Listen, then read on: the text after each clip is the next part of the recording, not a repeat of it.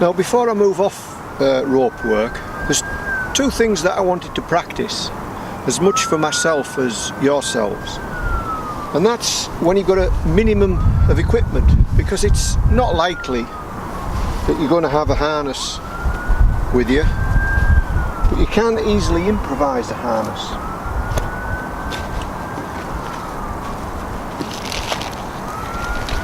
I could do it with this, but this is a little short.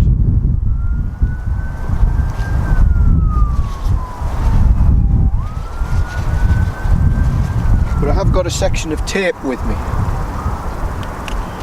So what I'm going to do with this tape is demonstrate making a harness, and it could be rope, it could be tape, but you need at least 12 feet, and this is probably about 20 feet long, which is too long for me, but I'm not going to cut it. So what I'm going to do first is I'm just going to find the centre. So I've just put the two free ends together, and I'm just going to go down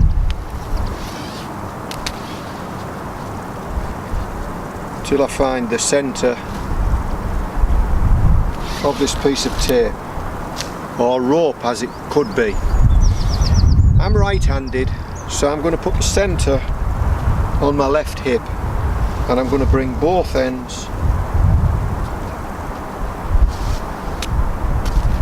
around me like so, and I'm going to tie a double overhand knot. So that's wrap it round once, wrap it round twice. That puts a reasonable bit of friction in it, and then we can snug it up fairly tight. Now one end will be slightly longer than the other. Now I'm going to let the ends drop down between my legs, and I'm going to bring one end up under my legs, around the cheeks of my buttocks, or my right buttock in this case. I'm going to find the waist loop, and I'm going to bring it up all the way through, so keeping it tight, and I want that to come round a bit. And now I'm going to tie an overhand knot on the piece that comes up your buttock, an overhand knot to secure this loop. Try and make it tight as you go, fairly tight, cinch it up, and that'll stay where it is. We do the same with the other. Now things are getting a bit tight, so just make sure that the family jewels are well out the way, seated in the middle, otherwise it could get painful. So round the back, up through the waist loop that you've created, all the way through, pull it round a bit, and then tie an overhand knot. So we're going to go around there and through the loop,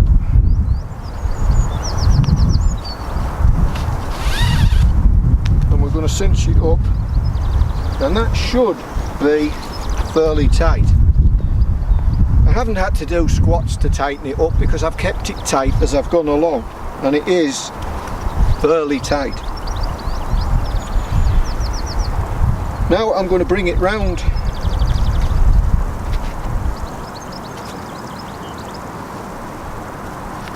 and I'm going to take the left hand one first, and I'm going to go under there and round.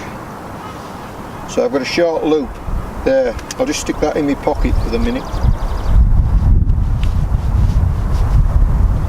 I'm going to do the same with this long loop. Like this one I've got so much, I'm just going to go around again.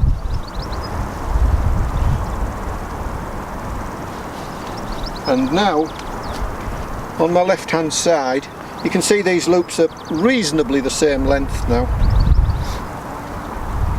On my left hand side I'm going to tie the whole thing off. I'm just going to tighten it up a bit, tighten it up, and I'm going to tie it off with a reef knot, or as you Americans call it, a square knot, which left over right, pull it tight, try and hold some tension in it, and right over left.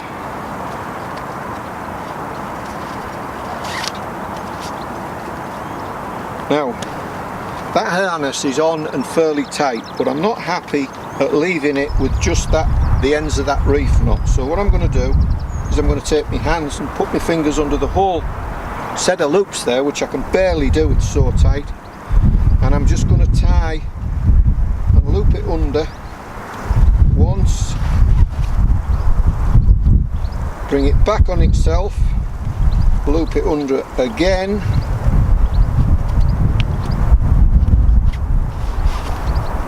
and then I'm just going to put the slack end through those two loops to form a double fisherman's.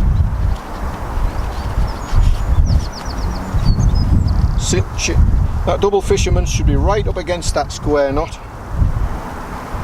Now I'm going to do the same again with the other loop.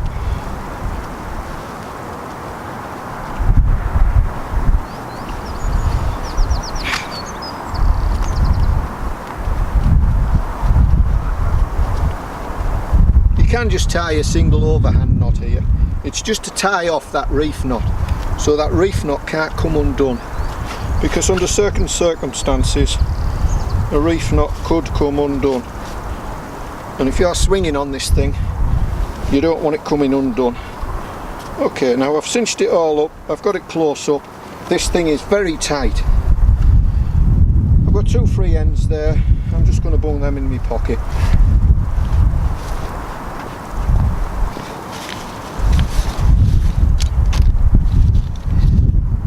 What I'm going to do then is I'm just going to take, I'll just take a normal screw gate carabiner, I'll clip it through the whole set of webbing there, and for the minute I'll just tighten it up. So you're supported round the waist, but it's very important that you've got these leg loops under the cheeks of your buttocks there, because when you take the weight on this harness, you don't want the weight to be on between your ribs and your hips. You actually want to be sitting in the harness, so this should hold you sitting in the harness. But as always, the proof is in the pudding. So we'll just rig up a safe abseil, the same safe abseil we did in the last two videos, or same strong points, and we'll test the harness. So I'll just rig up, I'll get back to you.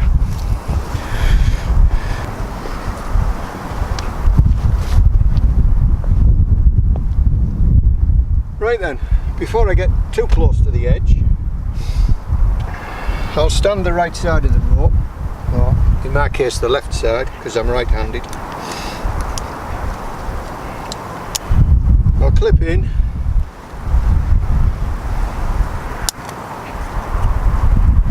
now right now I'm not safe, because if I were to go over the edge, or when I'm abseiling over the edge, if I were to get let go with my right hand, I'm still gonna whiz down, because I've got no tension on the brake hand, unless there was somebody at the bottom there to quick whip it down. So I'm going to put the prusik on just as a sort of dead man's handle, if you like. I've got to get a slightly longer prusik with this Swiss harness I'm wearing, because just dress that up a bit.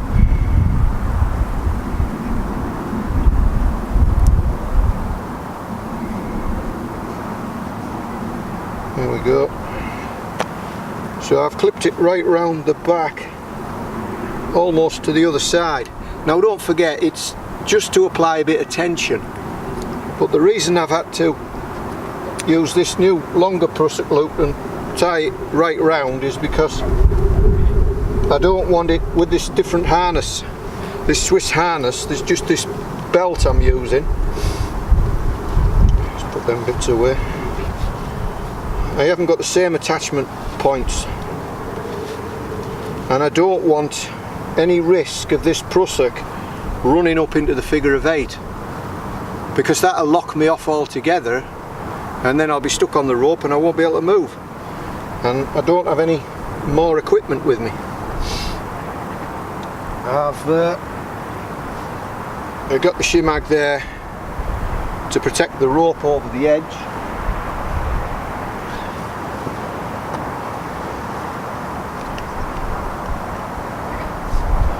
I put my gloves on.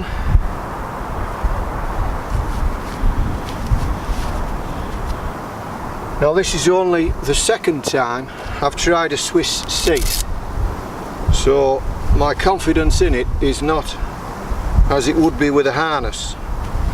So if I look a bit ungainly going over this edge, it's because you know, lack of practice. Right, my belays are on okay, everything's tightened up, my harness looks good. I'm confident with the knots in it. I'm confident I've got an anchor system, in that all this is doing is providing a little bit of pressure. So we'll back off over the edge and we'll see how it goes. So it's a shame this is an overhang, but here we go anyway.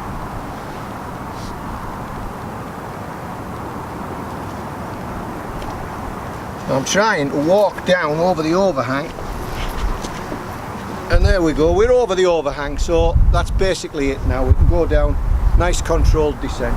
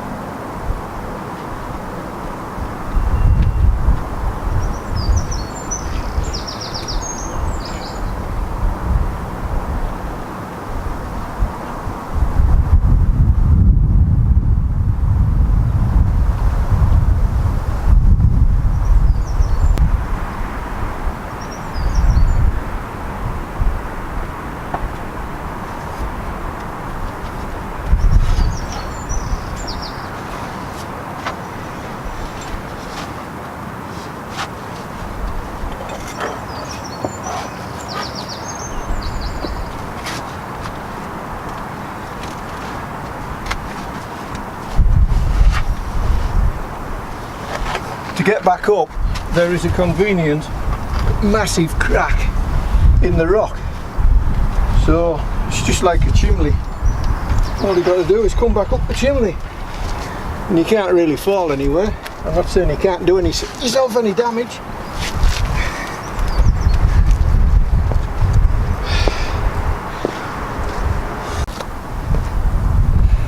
So there we have the Swiss seat, and I've got to say, you'd have to practice that under safe conditions to be confident with it.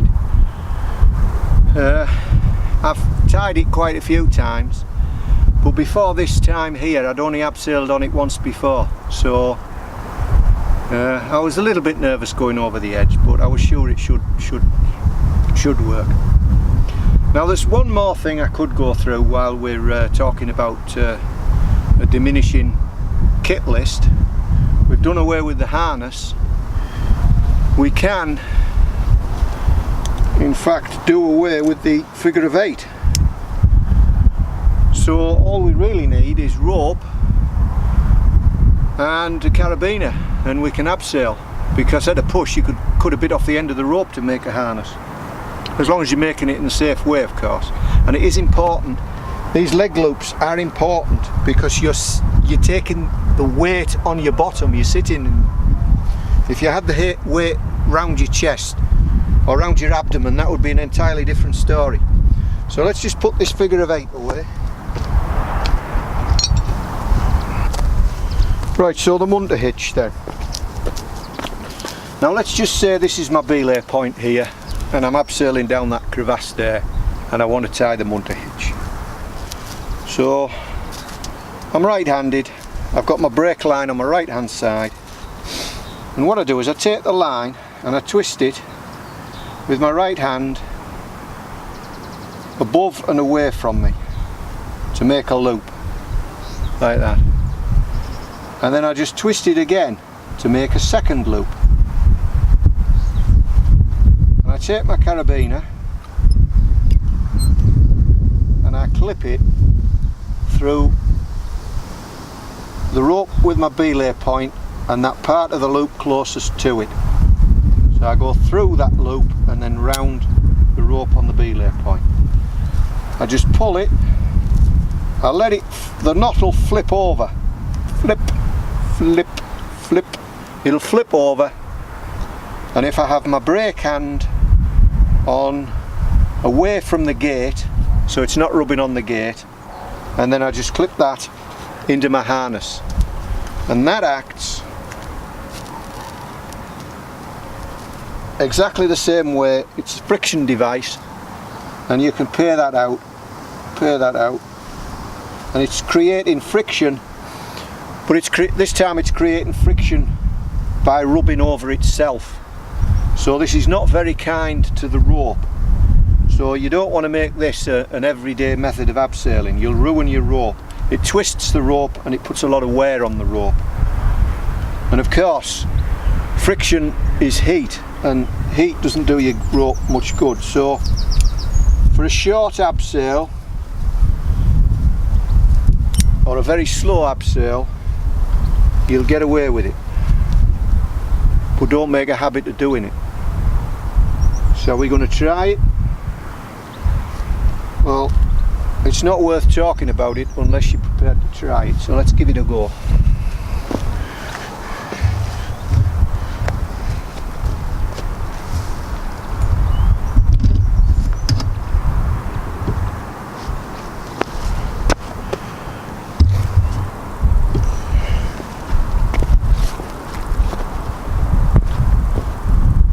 Right, so I take the rope, I turn it away from me again, and I want to clip into those two parts of the rope there.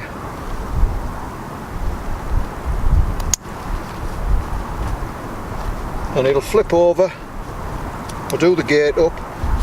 So I've got the brake on the away from the gate, and that'll hold me with friction just exactly the same as the figure of 8 did.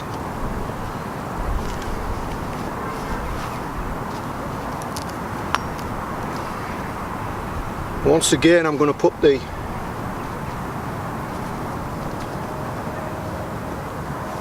prusik loop on.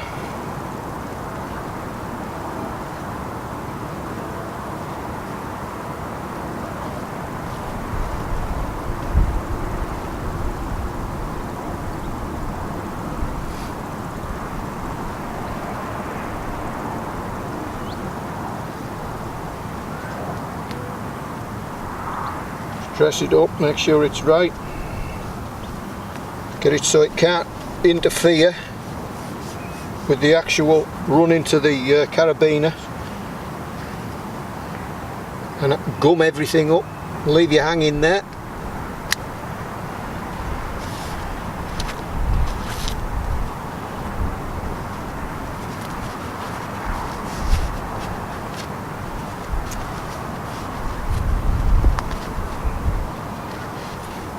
Okay.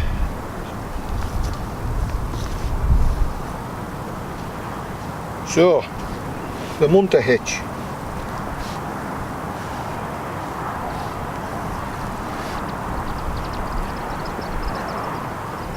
And the Swiss seat.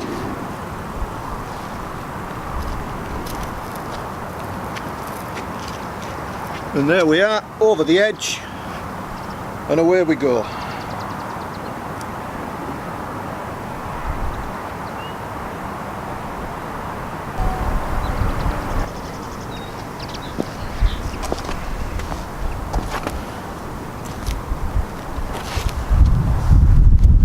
Okay, so there I demonstrated that all you really need to get to the bottom of a rock face is a rope that's long enough, some rope to make a harness out of, and a carabiner. But the one thing you need beyond all that is knowledge and experience, because you're messing about with your life. And as I keep saying, learning is expensive. So if you want to practice these techniques, do so in safety first, before you go out and put yourself in a life-threatening situation. In a real life-threatening situation, that's not the time to be practicing. I mean, you might have no choice, but if you're interested in this sort of stuff, do it before you need it, and hopefully don't get yourself in a situation where you do need it. But if you've got the gear and the knowledge, then you should be safe, as I've demonstrated, providing of course you keep checking your equipment as well. You've got no big snags that you didn't, gashes in your rope that you didn't know about, or you haven't just picked up a piece of webbing that's been in the sun for the last 10 years and you think you go and use that. Just be sensible.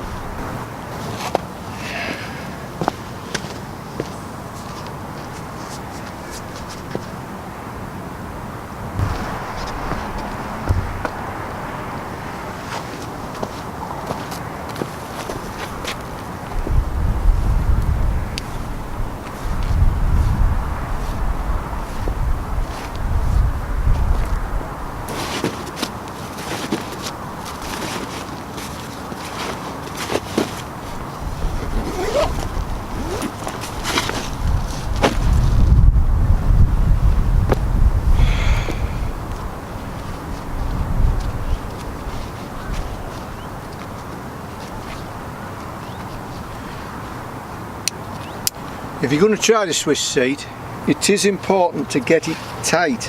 Not so it's cutting your blood supply off, but tight. And it is important to tie off that reef knot. And I tie it off with a double fisherman's each end. So that's the two double fisherman's off. And now I'm taking the reef knot out.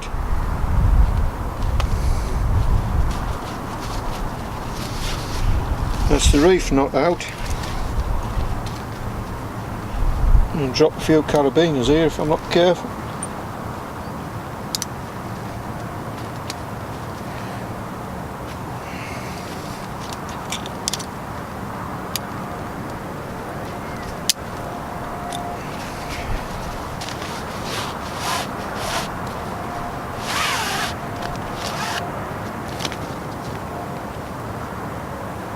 The leg loops with the overhand knots, and those leg loops need to go round the cheeks of your backside so that when your weight's on this harness, you're sitting in it comfortably. Things go wrong, you could end up swinging there for an awful long time.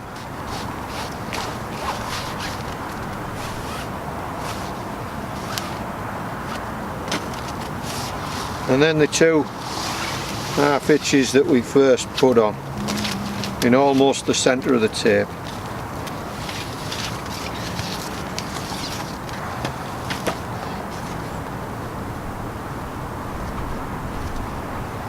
A piece of tape like this could be used for all sorts of things. Could be used for a ridge line for your tent, tying stuff up. But if you have used it excessively, then I would replace it.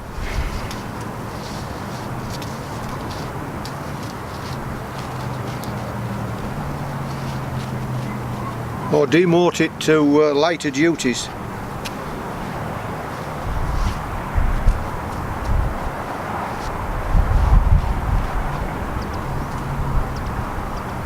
There we go. I won't say it weighs next to nothing, because I do consider the weight of everything.